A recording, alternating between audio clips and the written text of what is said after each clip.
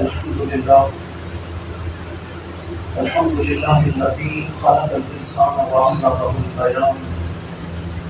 الصلاة والسلام على رسول الرحمن سيد الإنس والجان صاحب الجود والإحسان سيدنا ومولانا محمد المبعوث بخير البلاد والأديان وعلى آله وأصحابه حضور الإيمان. أما بعد فأعوذ بالله من الشيطان الرجيم. بسم الله الرحمن الرحيم. تبارك الذي نزل الفرقان على عبده ليكون للعالمين نذيرا. صدق الله مولانا العظيم. إن الله وملائكته يصلون على النبي يا أيها الذين آمنوا صلوا عليه وسلموا تسليما. الصلاة والسلام عليك يا رسول الله وعلى آلك وأصحابك يا حبيب الله. محبت کے ساتھ السلام علیہ الصلوۃ والسلام علیک سیدی یا حبیب الانبیاء والمرسلین وعلى آلک واصحابک یا رحمۃ للعالمین. لائق سب کرام دل کے شام فاہم سادات قرۃ عیون الصلاح حضرت مولانا سید ظہور احمد شاہ صاحب دامت برکاتہ عالیہ فاضل اہل سنت صاحب مکرم حضرت علامہ مولانا حافظ ممتاز حسین حیدری صاحب سید احمد برادر مکرم فاضل اہل سنت مولانا علی اصغر نقشبندی چشتی صاحب سید احمد دیگر انتہائی قابل احترام برادران اسلام حاضرین و سامعین. اللہ رب العزت کا بے انتہا فضل و احسان ہے. اس کریم ذات نے ہمیں نسبت قرآن مجید کی تکمیل قرآن کی خوبصورت محفل میں حاضری کا یہ موقع عطا فرمایا ہے. اور یہ انتہائی روحانی مسلط ہوئی جب مولانا علی اصغر صاحب کے صاحبان کے بارے میں سنا. 2 مہینوں نے الحمد سے بدناس تک پورا قرآن نماز تراویح میں مکمل فرمایا. میں حاضر تبلیغ پیش کرتا ہوں. اللہ کریم ان بچوں کا قرآن پڑھنا اپنی بارگاہ میں قبول فرمائے اور آپ احباب کا قرآن سننا اپنی بارگاہ میں قبول فرمائے. اللہ کریم نے قرآن مجید سینوں میں محفوظ کرنے جیسی دولت عطا کی ہے تو اللہ تعالیٰ انہیں عامل قرآن. اللہ کریم قرآن مجید کے نور کا یہ فیض ان کی آنے والی نسلوں کو عطا فرمائے. میں نے آپ احباب کے سامنے چند گھڑیاں عظمت قرآن کے حوالے سے ہی معلومات درج کرنی ہے جو آج کی محفل ہے. تو اللہ کریم مجھے ادب سے بیان کرنے کی توفیق عطا فرمائے. وقت مختصر ہے، کوئی طویل گفتگو کرنی کی نہ کوئی جلسہ ایسا ہے کہ میں 1-1.5 گھنٹہ گفتگو کروں. قرآن مجید فرقان حمید کا جو مقام میں نے تلاوت کیا، اللہ کریم نے فرمایا تبارک الذی نزل الفرقان علی عبدہ. بڑی بابرکت ہے وہ ذات جس نے فرق کر دینے والی کتاب کو نازل کیا علی عبدہ، اپنے بندہ کامل پر. اپنے بندہ کامل پر. اور کیوں نازل کیا؟ لیکون للعالمین نذیرا، تاکہ وہ جہانوں کو ڈر سنانے والے بن جائے. تبارک الذی، بڑی بابرکت ہے وہ ذات. بڑی سارے نے بولے بڑی برکت ہے. جتنی برکتیں ہیں اللہ کی عطا کی. تبارک اللہ. دیکھیں قرآن مجید جس ذات نے نازل کیا وہ ذات بھی برکت والی ہے اور قرآن خود بھی بڑی برکت والا ہے. کیا خیال ہے قرآن مجید برکت والا ہے یا نہیں؟ امام الانبیاء کے ایک صحابی ہیں، بعد میں حضرت ابو سعید خدری کے بارے میں بات کی. ان کے بارے میں اہل مدینہ حضور کی بارگاہ میں شکایت لے کر آئے. ایک صحابی کے بارے میں اہل مدینہ شکایت لے کر آئے. اس کے رسول رات کا وقت ہوتا ہے تو ابو سعید کے گھر میں چراغ جلتے رہتے ہیں. ساری رات کے چراغ جلا کے رکھتے ہیں. یہ فضول خرچی ہے، یہ اسراف ہے. اور مدینہ میں چند غریب لوگ بھی رہتے ہیں، وہ احساس کمتری کا شکار ہوتے ہیں۔ ہم بھی دیکھتے ہیں اگر کسی نے کوٹھی بنائی ہے تو بغیر ضرورت کے وہ بلب جلائے رکھتے ہیں، اس سے پتہ چلتا ہے فلاں کو بڑا کھاتا پیتا ہے، یہ بل دے سکتا ہے، اور اس نے بڑے بڑے فانوس لگا رکھے ہیں۔ صحابہ حضور کی بارگاہ میں یا رسول یہ ساری رات چراغ جلا کے رکھتے ہیں، تو اہل مدینہ میں کچھ مسکین لوگ بھی ہیں، غریب لوگ بھی ہیں، وہ احساس کمتری کا شکار ہو جاتے ہیں کہ ساری رات یہ چراغ جلاتے ہیں، تیل ڈالتے ہیں، چراغ جلاتے ہیں۔ اچھا حدیث میں بعد میں سناتا ہوں، اللہ کرے آپ لہجے کی تاثیر کو سمجھ جائیں، جو لہجے کی تاثیر ہے۔ جب امام الانبیاء نے یہ سنا نا کہ یہ ابو سعید کی شکایت لے کر آئے ہیں کہ یہ ساری رات فضول خرچی کرتے ہیں، اسراف کرتے ہیں، چراغ جلاتے ہیں، امام الانبیاء نے فرمایا مجھے نہیں لگتا وہ ساری رات چراغ جلاتے ہیں، مجھے لگتا ہے وہ ساری رات سورہ بقرہ پڑھتا ہے۔ یہ حضور کا لہجہ تھا، مجھے نہیں لگتا وہ چراغ جلاتے، مجھے لگتا ہے وہ سورہ بقرہ پڑھتا رہتا ہے۔ خیر ابو سعید کو بلایا گیا، حضور کی بارگاہ میں حاضر ہوئے، فرمایا یہ لوگ تیری شکایت لے کر آئے ہیں کہ تو ساری رات چراغ جلاتا ہے، اسراف کرتا ہے، اور جو غربا مساکین ہیں وہ احساس کمتری کا شکار ہوتے ہیں۔ ابو سعید کی آنکھوں میں آنسو آئے، اس کے وجہ میرے پاس اتنی دولت نہیں کہ میں چراغ جلاؤں اور بے شمار چراغ جلاؤں۔ اہل مدینہ جنہیں چراغوں کی روشنی سمجھ رہے ہیں وہ چراغوں کی روشنی نہیں، میں ساری رات سورہ بقرہ پڑھتا رہتا ہوں، یہ قرآن کی آیتوں کا نور میرے دروازے سے نکلتا ہے۔ اللہ بھی برکت والا ہے، اللہ نے جو کلام نازل کیا وہ کلام بھی بڑی، وہ کلام بھی بڑی۔ حضور کے صحابی ہیں جن کا نام ہے حضرت سیدنا معاویہ لیثی رضی اللہ تعالیٰ۔ امیر معاویہ اور ہیں، معاویہ لیثی اور ہیں۔ وہ جو امیر معاویہ ہے نا جناب ابو سفیان کے بیٹے، وہ اور ہیں، یہ معاویہ لیثی اور ہیں، یہ حضور کی بارگاہ میں معاویہ لیثی۔ ان کے اور بھی معاملات ہیں اسی سے ریلیٹڈ ہے، لیکن وقت نہیں، میں سارے آپ کا حالات زندگی سنوں۔ ان کا وصال ہو گیا، وصال کے بعد امام الانبیاء کو خبر ملی جنازہ کے لیے، امام الانبیاء تشریف لائے، صحابہ آئے۔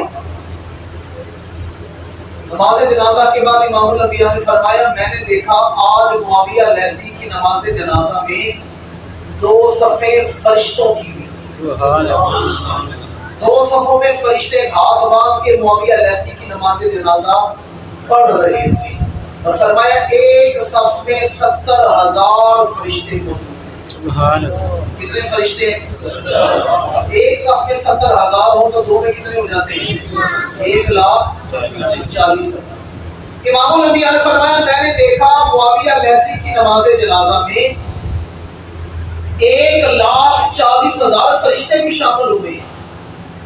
فرمایا میں نے بعد میں جبریل سے پوچھا جبریل یہ تو بتا، یہ معاویہ لیثی کی نماز جنازہ میں 1,40,000 فرشتے آتے ہیں۔ امام الانبیاء نے جناب معاویہ لیثی کی نماز جنازہ پڑھائی۔ بارے دیگر اسکاروں امیر معاویہ اور ہیں، معاویہ لیثی اور معاویہ لیثی کی نماز جنازہ کی بات فرمایا میں نے دیکھا معاویہ لیثی کی نماز جنازہ میں 2 صفیں فرشتوں کی تھی، ایک صف میں 70,000 فرشتے تھے، 1,40,000 فرشتوں نے بھی نماز جنازہ پڑھی۔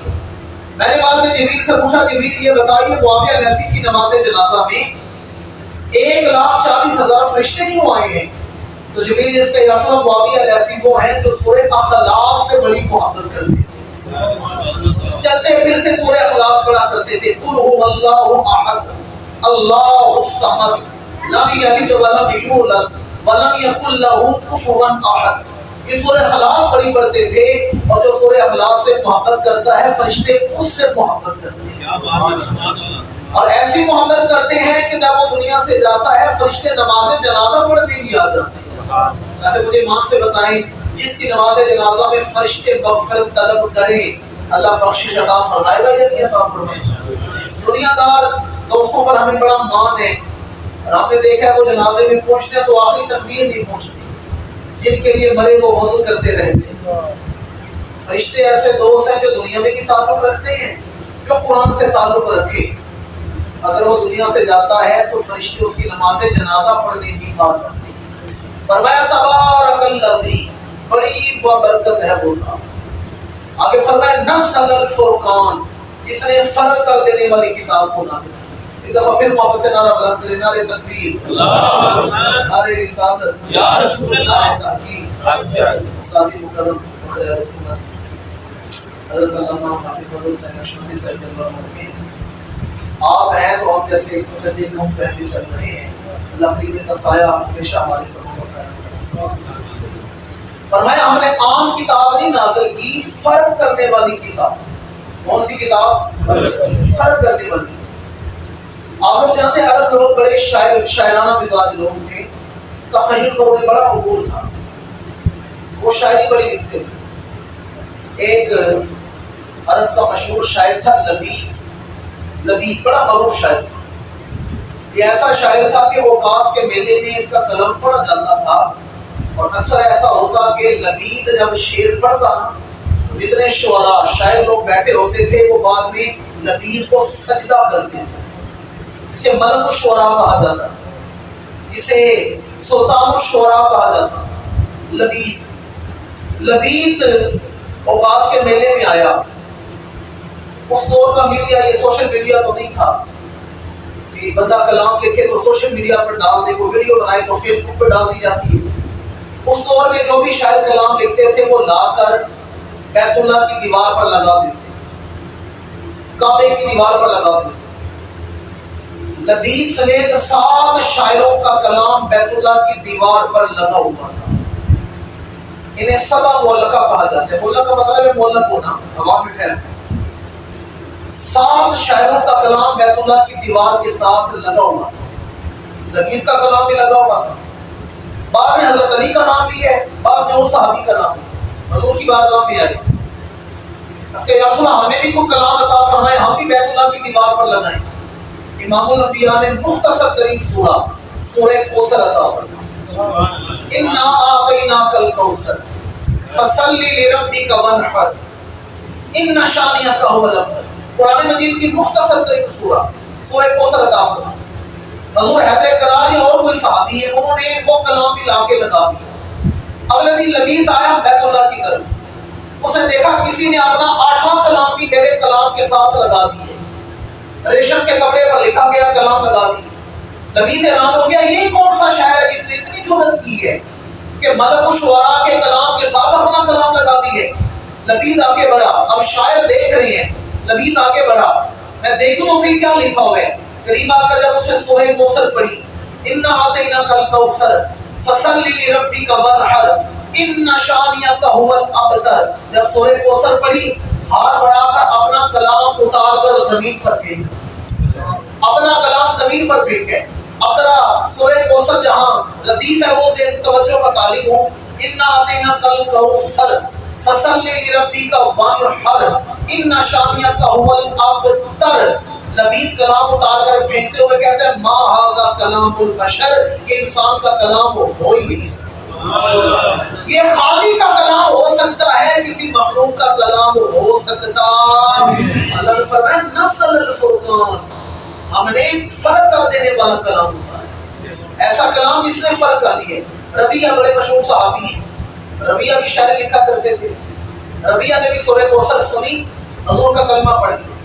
دور فاروق اعظم میں جناب ربیعہ کو بلایا گیا، فاروق اعظم نے سنا ربیعہ میں نے سنا ہے کہ تو بڑی شاعری لکھا کرتا تھا، تو میں چاہتا ہوں عرب کے شاعروں کا کلام مجموعہ بنایا جائے، اپنا کلام لے کر۔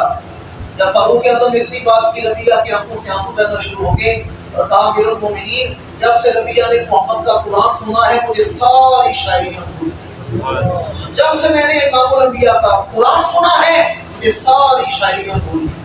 اللہ فرماتا ہے تبارک الذی نزل الفرقان، ہم نے فرق کرنے والی کتاب۔ کون سی کتاب ہے؟ حق و باطل میں فرق کر دینے والی۔ اور برکت اور ایک علماء عالم دین عرب کے، انہوں نے صرف کلام پوری کتاب اسی مضمون پر لکھی ہے، قرآن کے تعلق میں برکتیں کتنی ہیں، قرآن سے دوری میں نحوستیں کتنی، پوری کتاب اس پر لکھی ہے، میرے پاس موجود ہے کہ قرآن سے تعلق رکھو تو اللہ برکتیں کیا عطا فرماتا ہے، اور قرآن سے دور ہٹو تو نحوست۔ اصل بڑی معروف حدیث ہے، امام الانبیاء نے فرمایا جس گھر میں روزانہ قرآن کھلتا ہے اللہ ان گھر والوں کو 4 نعمتیں عطا فرماتا ہے۔ کتنی نعمتیں؟ 4 نعمتیں۔ پہلی نعمت فرمایا جس گھر میں روزانہ قرآن پڑھا جائے اللہ اس گھر کو خیر و برکت کا مرکز بنا دیتا ہے، اس گھر سے خیر اور برکت تقسیم ہونا شروع ہو جاتی ہے۔ دوسری برکت فرمایا وہ گھر رہنے والوں پر اگرچہ چھوٹا ہو پر جو گھر میں رہتے ان کے لیے کشادہ کر دیا جاتا ہے۔ وہ 2.5-3 مرلے کا مکان ہی ہو لیکن اگر اس میں قرآن پڑھا جائے وہ رہنے والوں پر کشادہ کر دیا جاتا ہے۔ تیسری نعمت امام الانبیاء نے فرمایا اللہ اس گھر کو اتفاق و محبت کا نور عطا فرما دیتا ہے۔ اور چوتھی برکت بڑی قابل غور ہے، فرمایا سارا دن فرشتوں کا آنا جانا لگا رہتا ہے۔ تلاوت لے کے جا رہے ہیں، برکتیں لے کر آ رہی ہیں، باب العزت سے برکتیں نازل ہو رہی ہیں، سارا دن فرشتوں کا آنا جانا لگا رہتا ہے۔ عرب کے شیخ نے اس سے آگے جو حدیث کا حصہ ہے وہ جوڑنے والی، یہ تو 4 برکتیں ہیں جو قرآن سے تعلق رکھنے والوں کو ملتی ہیں۔ آگے فرماتے ہیں امام الانبیاء نے فرمایا جو قرآن سے تعلق نہ رکھے اللہ اسے 4 نحوستیں عطا فرماتے ہیں۔ اب وہ نحوستیں کون سی ہیں؟ فرمایا پہلی نحوست یہ ہے کہ جس گھر میں قرآن نہ پڑھا جائے وہ قرآن نحوست کا بدبختی کا مرکز بن جاتا ہے۔ دوسری نحوست فرمایا اگرچہ کتنا بھی بڑا مکان ہو رہنے والوں پر اسے تنگ کر دیا جاتا ہے۔ وہ 2 کنال کی کوٹھی میں زندگی گزارے لیکن رہنے والے وحشت محسوس کرتے ہیں، تنگ کر دیا جاتا ہے۔ تیسری نحوست فرمایا سارا دن اس گھر میں لڑائی جھگڑا رہتا ہے، آپس میں چپکلش ہے، طنز ہے، سارا دن اختلاف لڑائی جھگڑے میں گزر جاتے ہیں۔ اور چوتھی نحوست فرمایا وہ گھر شیطانوں کا ڈیرا بن جاتا ہے۔ کس کا ڈیرا بن جاتا ہے؟ آج تحفیظ قرآن مجید کی محفل ہے، فیصلہ کر کے گھر جانا ہے۔ ماہ رمضان میں تو ہم نے قرآن پڑھے، مسجدوں میں پڑھا گیا، سنا گیا، سنایا گیا، گھر میں بیویوں نے بھی قرآن پڑھا ہے۔ اور آج آپ نے فیصلہ کر کے جانا ہے رمضان کے بعد جو زندگی ہے وہ اپنے گھر کو شیطانوں کا ڈیرا بنانا ہے یا فرشتوں کا مسکن بنانا ہے، یہاں پر چھوڑ دیا گیا۔ دیکھیں میں پہلی دفعہ جب چھوٹے لحان ہے قرآن کا لحان کے پیچھے میں نے جب نماز پڑھی تو میں نے بعد میں بھائی جیسے مسئلہ سے کہا، میں نے کہا ماشاءاللہ بچے کا تلفظ بڑا اچھا ہے، جہاں سے وہ پڑھ گیا وہاں تلفظ کا بڑا خیال کیا جاتا ہے، تلفظ بڑا اچھا ہے۔ تو اسی رات میں جب میں نے کسی بات کی درس قرآن میں قرآن کی فضیلت پر کتاب پڑھا تھا، ایک حدیث میں نے پڑھی ہے، وہ حدیث بڑی قابل غور ہے۔ اس میں ماہر قرآن کا ذکر ہے، جو قرآن کا ماہر ہے، جو قاری ہوتا ہے، جو بنا بنا کے سونا سونا کر کے قرآن پڑھتے ہیں۔ امام الانبیاء نے فرمایا الماہر بالقرآن مع السفرۃ الکرام البررہ، فرمایا جو قرآن کا ماہر ہے نا، جو فخر القرآن ہے، اچھا قرآن پڑھتا ہے، فرمایا قیامت کے دن اللہ اسے اٹھائے گا تو کرام یعنی نبیوں کے ساتھ اٹھایا جائے گا، سبحان اللہ، مع السفرۃ الکرام البررہ، وہ جو بری ہو چکے ہوں گے برگزیدہ ہستیاں ان کے ساتھ اس کا حشر کیا جائے گا۔ اچھا یہ تو وہ ہے جو قرآن سونا کر کے پڑھتا ہے، جس کا تلفظ اچھا ہے، جو قرآن فہمی ہے، اس کا روح سے حاصل ہے۔ تو جو ہم جیسے سادہ پڑھنے والے ان کا کیا بنے گا؟ کہ ہمیں قرآن کی برکت نصیب نہیں ہوگی؟ آگے سنیں، میں وہی آتا ہوں اور جو اٹک اٹک کے قرآن پڑھے، جو مشکل سے قرآن پڑھے، فرمایا لہو اجران، اللہ اسے ماہر قرآن سے 2 گنا زیادہ اجر عطا فرماتا ہے۔ ماہر قرآن کے لیے قرآن پڑھنا تو کوئی مشکل نہیں، وہ تو قرآن کا ماہر ہے، تجوید پڑھ رکھی ہے، وہ تو ماہر ہے قرآن کا۔ لیکن عام بندہ جو سر قرآن نہیں پڑھتا، وہ مشکل میں قرآن پڑھتا ہے، اللہ پھر اسے 2 گنا اجر عطا فرماتا ہے۔ حضرت امام احمد بن حنبل جیسی ہستیاں رحمۃ اللہ تعالیٰ علیہ خدمت قرآن کے لیے فتنہ خلق قرآن میں آپ نے بڑی مار ہے۔ آپ کے وجود قبر مبارک پر کوئی ایک جگہ بھی ایسی نہیں جہاں پر کوڑے کے نشان نہ ہو۔ امام احمد بن حنبل جیسی ہستی، ایک بزرگ فرماتے ہیں کہ خواب میں امام احمد بن حنبل کو اللہ کا دیدار ہوا۔ بات آپ کے لیے مشکل ہو جائے گی، چلیں اس طرح کر لیتے ہیں، اللہ کسی خاص تجلی کا دیدار ہوا امام احمد بن حنبل کو۔ تو امام احمد بن حنبل نے اس کے پروردگار میں نے تیرے کلام کے لیے مار کھائی ہے، تو کیا مجھے اس پر کوئی اجر بھی ملے گا؟ اللہ نے فرمایا احمد بن حنبل یہ تھوڑا اجر ہے کہ ہم نے تجھے عام بندوں سے ہٹا کر اور اپنے قریب کر لیا۔ آگے جناب امام احمد بن حنبل نے اس کے پروردگار جو قرآن سے تعلق رکھے ہر کسی کو اپنا قرب عطا فرماتے ہیں، فرمایا ہاں احمد جو قرآن سے تعلق مضبوط کرتے ہیں ہم اسے اپنا قرب کی دولت عطا کرتے ہیں۔ اگلے الفاظ سننے والے ہیں، عرض کیا فہم او بغیر فہم، پروردگار کوئی سمجھ کے پڑھے یعنی قرآن کا ماہر ہو، یا بغیر سمجھے پڑھے. اللہ نے فرمایا احمد یہ ہمارا کلام ہے، جو سمجھ کے پڑھے گا اسے بھی قرب عطا کیا جائے گا، جو بغیر سمجھے پڑھے گا اسے بھی قرب کی دولت عطا کر دی جائے گی. قرآن اللہ کے قریب ہونے کا ذریعہ ہے. آپ کو سمجھ آئے یا نہ آئے؟ ایک بزرگ تھے، میں ویسے کرامتیں نہیں سناتا، یقین جانیے میں بالکل کرامتیں نہیں سناتا، اور 20واں سال ہے مجھے تبلیغ کرتے ہوئے. زندگی میں کوئی ایک موقع، ایک جملہ کبھی میں نے اپنی مشائخ کی کرامت نہیں سنا، کیونکہ ہمیں حکم ہے کرامت کی بیان کرنی، استقامت بیان کرنی. علامہ باوری شریف والے بزرگوں کا بڑا نام ہے دنیا میں، میں نے کبھی کرامت نہیں سنا. اس لیے میں کرامتیں نہیں سناتا، کیونکہ یہ ڈیجیٹل میڈیا کے دور میں زندگی گزارنے والے نوجوان انہیں کرامت سمجھ نہیں آتی. پھر کچھ ایسے لوگ ہیں جو بند کمروں میں بیٹھ کے ویڈیو بناتے ہیں، اسلام کی مخالفت کرتے ہیں، انجینئر جیسے لوگ، تو پھر آپ کو کرامتیں سمجھ نہیں آتی، اس لیے میں بیان نہیں کرتا. ایک بزرگ تھے وہ بالکل امی تھے، ان پڑھ تھے، قرآن پڑھنا نہیں آتا، لیکن قرآن سے تعلق ایسا تھا روزانہ قرآن کھولتے اور قرآن کی انگلیوں پر ہی، قرآن کے آیتوں پر انگلی پھیرتے جاتے اور پتہ کیا کہتے تھے؟ یہ بھی میرے رب نے سچ فرمایا ہے، یہ بھی میرے رب نے سچ فرمایا ہے، یہ بھی میرے رب نے سچ فرمایا ہے. اللہ پڑھنا نہیں آتا تھا، بس انگلیاں پھیرتے رہتے. کیا کرتے رہتے تھے؟ انگلیاں پھیرتے رہتے تھے اور اتنے کہتے تھے میرے سونے نے یہ بھی سچ کہا ہے، یہ بھی سچ فرمایا ہے، یہ بھی سچ فرمایا ہے. بس یہ جملہ کہتے جاتے تھے. جب وصال ہوا بعد میں کسی نے خواب میں دیکھا، کیا نظر آیا؟ وہ ولیوں کی محفل میں بیٹھے اور ولی بھی وہ جو مفسر قرآن، جو قرآن کے بڑے بڑے ماہر ہیں، علم کلام کے ماہر. کہا بابا جی آپ تو ان پڑھ تھے، علماء کا درجہ کیسے مل گیا؟ فرمایا قرآن سے تعلق کی برکت نصیب. بس آپ قرآن سے تعلق مضبوط رکھیں، دیکھیں اللہ کی عزتیں کیا عطا فرماتا ہے. میں گفتگو سمیٹنے کی طرف آ رہا ہوں. حضرت جنید بغدادی جیسی ہستی ہے، حضرت جنید بغدادی رحمۃ اللہ تعالیٰ نے سید الطائفہ، حضرت جنید بغدادی نے اپنے مرید کو بلایا اور ایک صندوق عطا کیا. کہا بیٹا یہ صندوق جا کے دریا میں پھینک دو. صندوق دریا میں پھینک دو، کھول کے دیکھنا نہیں اس کے اندر کیا. خادم نے وہ صندوق اٹھایا، دریا کی طرف چل پڑا. جیسے دریا کے قریب پہنچا، صندوق دریا میں گرانے لگا تو پانی کی لہروں نے راستہ بنا جگہ چھوڑا. اسے صندوق پھینکا تو جیسے وہ کسی کو اپنی آغوش میں لے لیتا ہے، پانی کی لہروں نے اس صندوق کو اپنے آغوش میں لے لیا. مرید بڑا حیران ہوا، واپس آیا جنید بغدادی کے پاس، آ کے سارا معاملہ بیان کیا. اس کی حضرت میں نے یہ معاملہ دیکھا ہے، اس میں کیا حکمت ہے؟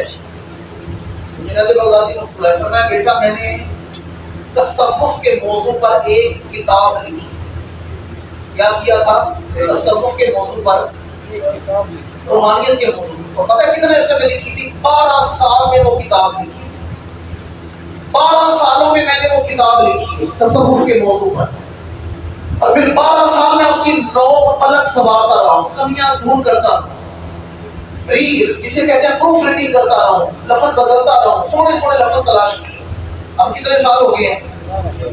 12 اور 12 توجہ ہے نا، 12 اور 12 12 سالوں میں میں نے کتاب لکھی ہے. 12 سالوں میں نوک پلک سواری ہے، نوک پلک سوارتا رہا ہوں. پھر 12 سال میں سوچتا رہا ہوں یہ کتاب امت کو دینی چاہیے یا نہیں دینی چاہیے. 12 سال میں کتاب لکھی، 12 سال میں اس کی پروف ریڈنگ کی، نوک پلک سواری. 12 سال سوچتا رہا. کتنے سال ہو گئے؟ 36 ایئر. 36 سال ہو گئے اس کتاب کی تکمیل میں. 12 سال کے بعد میں نے فیصلہ کیا یہ کتاب میں امت کو نہیں دوں گا، یہ دریا میں پھینک دو. جس امت کے پاس قرآن موجود ہے اسے بغدادی کی کتاب کی کوئی ضرورت نہیں. جس امت کے پاس قرآن موجود ہو اسے جنید کی کسی کتاب کی ضرورت نہیں. آپ جانتے ہیں جناب سلیمان علیہ السلام نے بلقیس کو خط لکھا تھا. سورہ نمل پڑھیں تو کیا لکھا تھا؟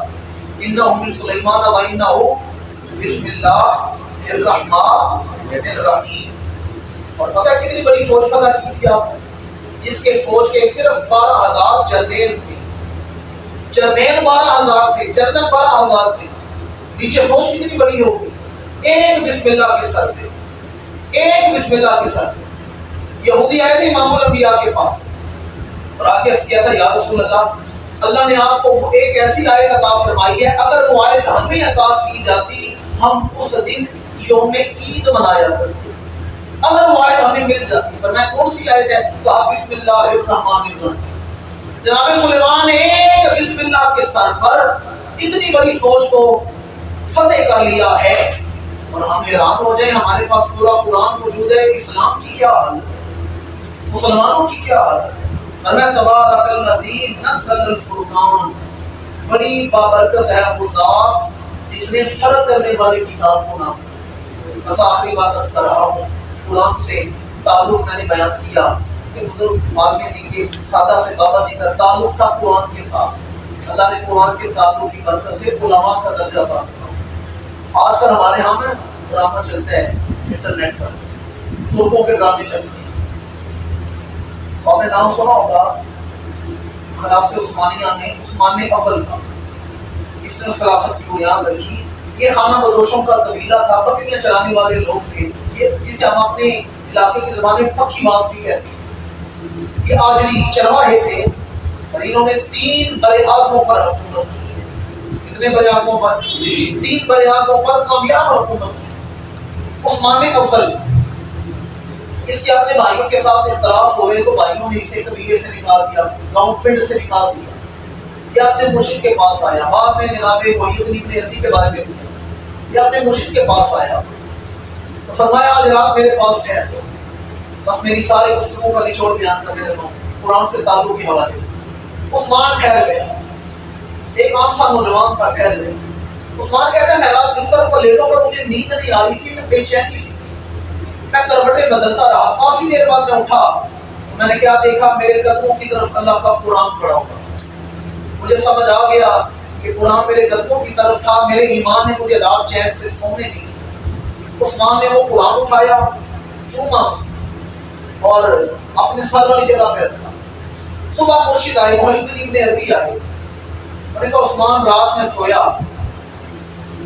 میں نے خواب دیکھا ہے کہ اللہ کا قرآن اللہ کی بارگاہ میں تیری سفارش کر رہا ہے۔ کیا کر رہا ہے؟ تیری سفارش کر رہا ہے۔ اور سفارش کیا کر رہا ہے؟ پروردگار عثمان کو اسلامی حکومت کا حکمران بنا۔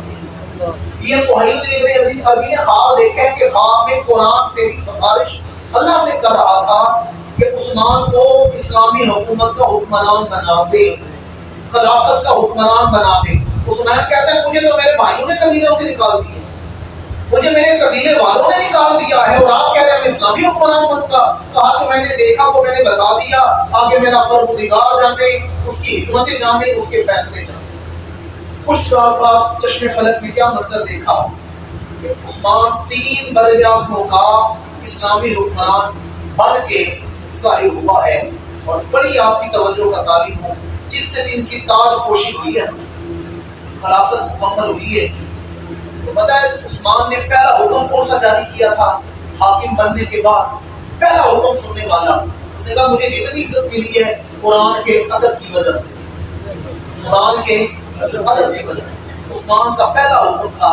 آج کل بھی ہماری عدالتوں میں جب بیان حلفی لیا جاتا ہے نا تو قرآن پر بیان لیا جاتا ہے کہ میں حلف دیتا ہوں قرآن مجید پر، جو کہوں گا سچ کہوں گا، سچ کے سوا کچھ نہیں کہوں گا۔ آپ جانتے ہیں عدالتوں میں قرآن منگوایا جاتا ہے، حلف لیا جاتا ہے۔ عثمان نے کہا میرا پہلا حکم سن لو، آج کے بعد جب بھی عدالت میں قرآن لایا جائے گا، جج کھڑا ہو کے قرآن کا استعمال کرے گا۔ جب بھی قرآن عدالت میں لایا جائے گا، جج کھڑا ہو کر قرآن کا استعمال کرے گا۔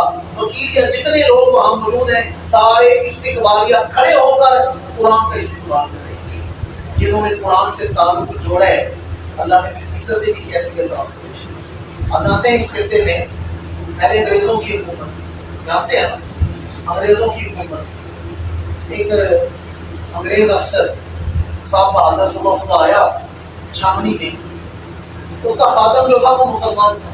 سواری سے اتر کے مسلمان سے کہتا ہے ہم نے تمہارا علاج ڈھونڈ لی ہے، حکومت برطانیہ نے ہماری حکومت نے تمہارا علاج ڈھونڈ لی ہے۔ اس نے کہا صاحب بہادر کیا علاج ڈھونڈے؟ کہنے کا علاج یہ ڈھونڈ رہا ہے کہ ہماری حکومت نے فیصلہ کیا ہے کہ پوری دنیا سے قرآن کے نسخے جمع کریں گے اور معاذ اللہ انہیں آگ لگا دی ہے، ہم قرآن جلا دیں گے، ہم وہ کتاب ہی معاذ اللہ مٹا دیں گے جو تمہیں غیرت مند بنا دے۔ اب وہ سادہ سا مسلمان تھا، کوئی عالم تو تھا نہیں جو جواب دیتا۔ اس نے کہا صاحب بہادر آج اگر کوئی شام کے وقت مہربانی کرے تو میرے گھر میں آ کے چائے پی، میں آپ کی چائے بنانا چاہتا ہوں۔ اس نے کہا ٹھیک ہے ہم شام کو آ جائیں۔ شام کو صاحب بہادر آیا، اس نے بیٹھک میں بٹھایا، کہنے لگا جب تک میری بیوی چائے بناتی ہے میں چاہتا ہوں آپ میرے بچوں سے ملاقات کریں۔ اسے کہا بلاؤ بچوں کو، اسے وہیں بیٹھک کے کھڑے کھڑے اپنے بڑے بیٹے کو آواز دی، کہنے لگا بیٹا غلام رسول آ جاؤ۔ غلام رسول آیا، صاحب آدر سے مسافر کیا، کہنے لگا ذرا ہمارے صاحب کو اللہ کا قرآن تو پڑھ کے سناؤ۔ بچے نے قرآن پڑھنا شروع کر دیا۔ تھوڑی دیر بعد اپنے دوسرے بیٹے کو آواز دی، بیٹا غلام نبی تم بھی آ جاؤ۔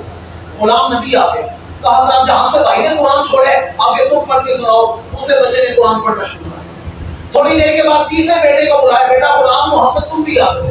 غلام محمد آئے، کہا جہاں سے بھائی نے قرآن چھوڑے آگے تم پڑھو۔ تیسرے بچے نے قرآن پڑھنا شروع کر دیا۔ تھوڑی دیر کے بعد اپنی کم سی بچی کو آواز دی، بیٹی کنیز فاطمہ تم بھی آ جاؤ۔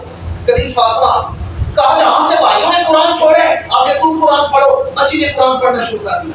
اب وہ ایک سادہ آسان پڑھ مسلمان تھا، اس نے لرزتے ہوئے ہونٹوں سے ایک تاریخ ساتھ جملہ کہا، اسے کہا صاحب بہادر جاؤ اپنی حکومت کو میرا پیغام سنا دو، جب تک مسلمان ماؤں کے گھر غلام رسول آتے رہیں گے، جب تک مسلمان ماؤں کے گھر غلام محمد غلام نبی آتے رہیں گے، اور جب تک مسلمان ماؤں کے گھر سیدہ خاتون جنت کی کنیزیں آتی رہیں گی، محمد کا قرآن بھی جاری و ساری رہے۔ اس قرآن کو الماریوں سے نکالا جا سکتا ہے، سینوں سے نہیں نکالا جا سکتا۔ نعرہ تکبیر، نعرہ رسالت، نعرہ اہل سنت۔ یہ بات میں نے اس لیے بھی بیان کی ہے، مجھے بڑی روحانی مسلط ہوتی ہے جب بھی میں مولانا جی اس کا صاحب سے ملتا ہوں تو بچوں کے بارے میں پوچھتا ہوں، فلاں بچہ کیا کر رہا ہے، فلاں کیا کر رہا ہے۔